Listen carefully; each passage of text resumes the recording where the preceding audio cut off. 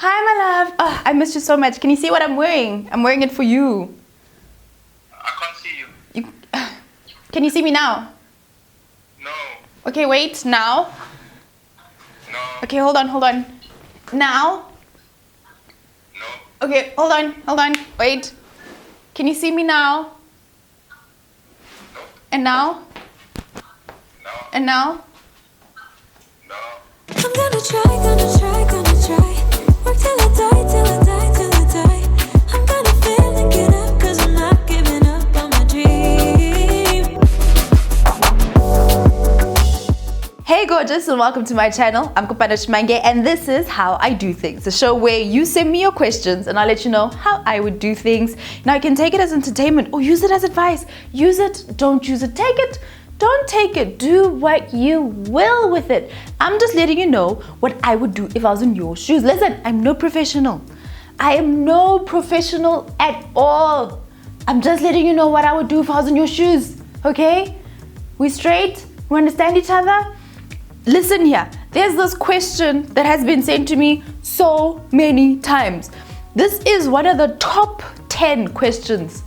Top 10. And I have been skirting around this question because I've been like, I don't know what I would do. I don't. I really don't. It kind of freaks me out. And it's not that bad of a question. It's just that, I don't want to lie. I don't want to lie to you guys. However, one lady sent me this question in a new light. She took a different perspective and I was just like, maybe, okay, she's removed the stress. She's removed the anxiety. I'll try. I'm gonna try it. How do you sustain a long distance relationship? And the way that she asked was just like, I know you're not in one, but do you have any ideas? What would you do if you were in my shoes? And that's the whole premise of the show, is what would I do if I was in your shoes, right? So I've never been in a long distance relationship, and just because I've never done it doesn't mean I don't have ideas for it. So today, my darling, I'm going to give you 8 things that I would do if I was in a long distance relationship, the perspective that I would take to make sure that this relationship works. And there's a second part to this, which will come in another video, which is how do you then pick up where you left off when the man moves back? But we'll do that one next week. Let's do this one today. Number 1, I'm scared. I'm scared. I am actually scared, okay? A long distance relationship comes with fear for me. I'm fearful that you will meet someone else. I'm scared that you won't get the attention that you need. I'm scared that you won't get the physical intimacy that you need. And I'm scared that there's going to be someone else who sparks your interest, and then you start to enjoy the attention, and then you start to enjoy that person's company. And then you start to long for things that I can't give you because of the distance that I am at right now. I'm scared. So the first thing that I would do is communicate my fear and be very honest with it. Just be really honest and say that, babe, I'm scared. And I want us to work because I'm scared because I love you and I want us to work. But then the thing after that is that I'm going to leave it there. After we've spoken about it, I'm not going to let any of my actions from this point forward be dictated or be influenced by the fear I have. Number 2 is expectation versus reality. Because of the distance and because of what we think will happen, once we accept that the person's going to be a distance away from us, we start to build this expectation of how this long distance relationship is supposed to work. But then in practice, it is very different. And then what happens is that the expectation is not lived up to. And that puts us down. If you expect for him to be doing a strip show for you every night, communicate the expectation, my darling. If you expect that you're gonna be able to get up at 3 a.m. every single morning to talk to your man who's on the other side of the world, and it turns out that 3 a.m. in the morning is way harder than you thought, discuss the expectation, have some sort of reality, but still work towards an ideal relationship for the both of you. The distance doesn't mean it has to be boring. The distance doesn't mean that you have more boundaries and borders than you expect, but discuss it between the two of you. Number 3, a long distance partner is still a person. I read this one because I did my research before this, babe. I did my research. And what tends to happen with a long distance relationship, and I get this one, is this person starts to become an idea, almost like an imaginary boyfriend or an imaginary husband. Because what happens is we start to become very needy because the person's on the other side. Because we are insecure, we need to constantly be validated and made sure that it's still fine, I still love you, I'm not cheating on you, right? So remove that and start to become genuinely interested in the other person, where they are, what they're getting into, and whatever interests and things are keeping them occupied while they're there. So get personal. Understand their personal living situation wherever they are, on the other side of the country, on the other side of the world. Get personal all the time. Genuine interest in them, what they are doing, how their day is going, because they are in a foreign place to where you are. Now we get spicy, darling. Number 4, voice and video is better than text and email. Always. Yes, we want to text every now and again, but it is in terms of valuable things, in terms of the things that will make this relationship really last. Video and voice is far better than text and email. Text is here, email is here. Here. Down at the dumps, here is email.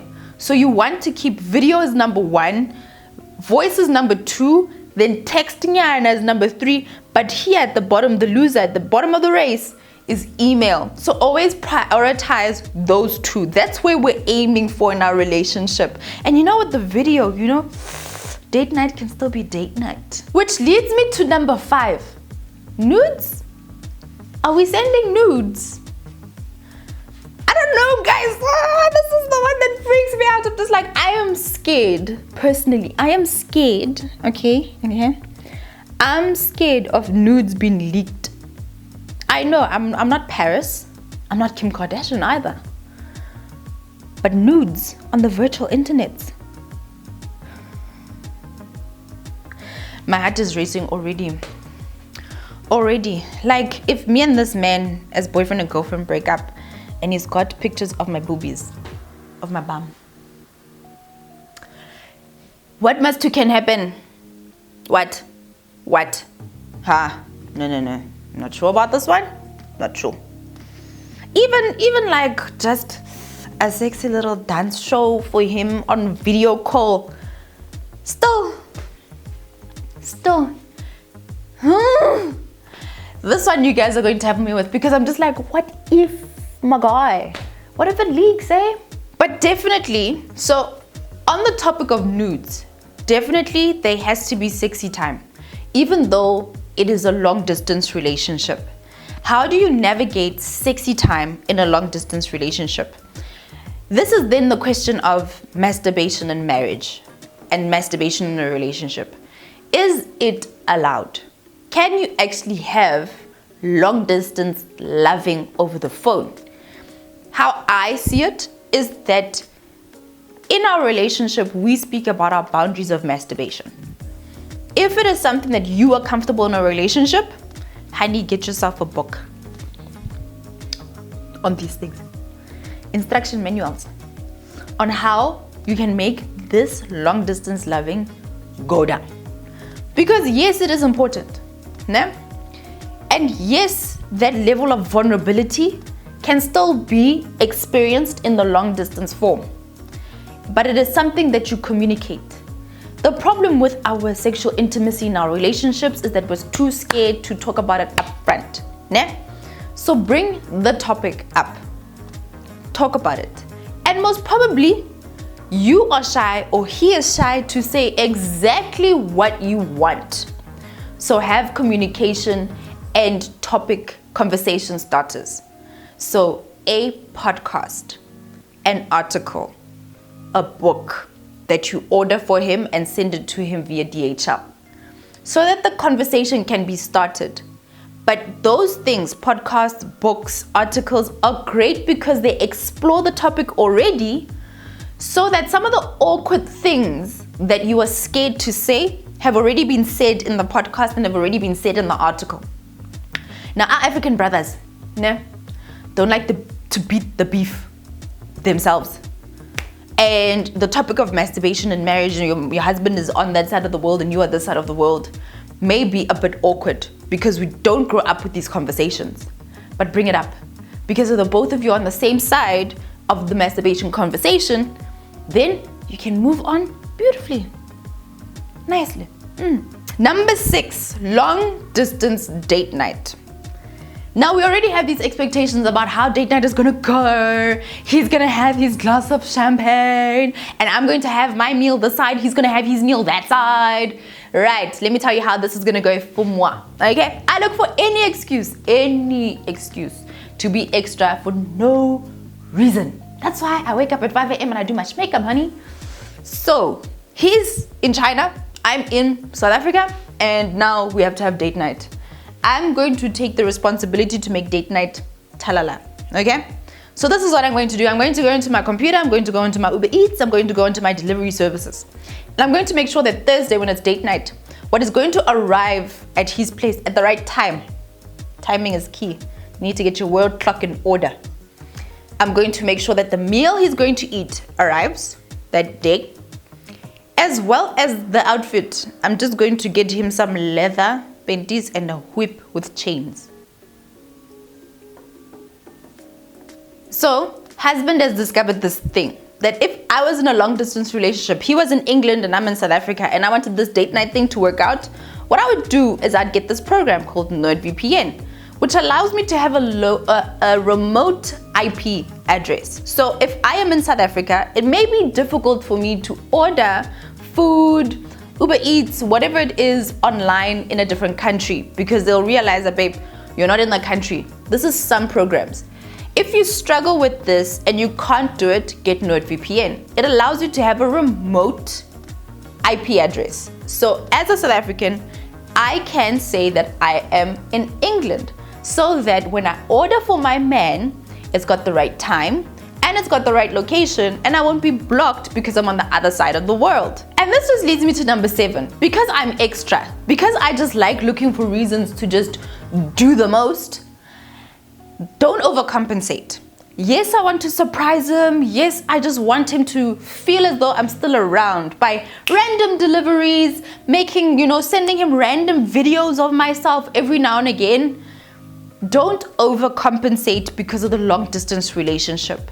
You want to be present, you want to be there, you want to surprise him, you want him to still feel the love and the vibe of you, even though he's in another location. Don't overcompensate by doing too much and making it a heavy maintenance relationship. There's a balance that the both of you need to strike. And being open and saying, babe, you need to tell me if I'm being too much, means that the gate is open for that conversation. And finally, number 8, don't under-deliver as well. You don't want to do too much, but at the same time, you don't want to be that girlfriend that's like, oh yeah, I've got a wife. Oh yeah, I've got a girlfriend, because you hardly do anything.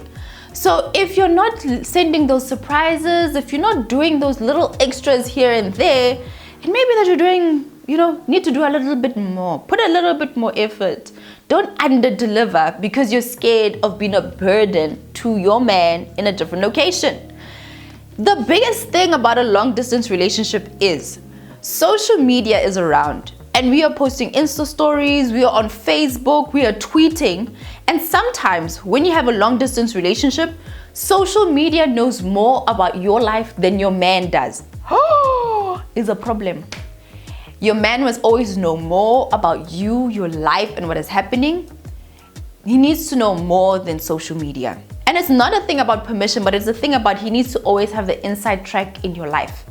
My husband said something really, really amazing at the beginning of our relationship, and he's just like, I don't ever want to meet somebody who knows more about you than I do. No one must ever have the jump on your man, ever. So always think about it. Is there someone in this side of the world who knows more about my life than my man does? Granted, your children will probably see you more than your husband, but always put him on the inside track. He needs to have more information about your life and what is happening than everybody else who is this side. Now that is what I would do. Y'all need to give me context to let me know if I actually got this right or nah. Okay, I tried my best. That's how I would approach it if I was in your shoes and my man was in England. He'd most probably be in China. But then again, why is he leaving without me? I don't know, guys. You let me know. Give this video a big thumbs up if you liked it and if you want to see more videos like this in the future. But that's it. That's all I have for you guys today. I'm Kopano and this is how I do things.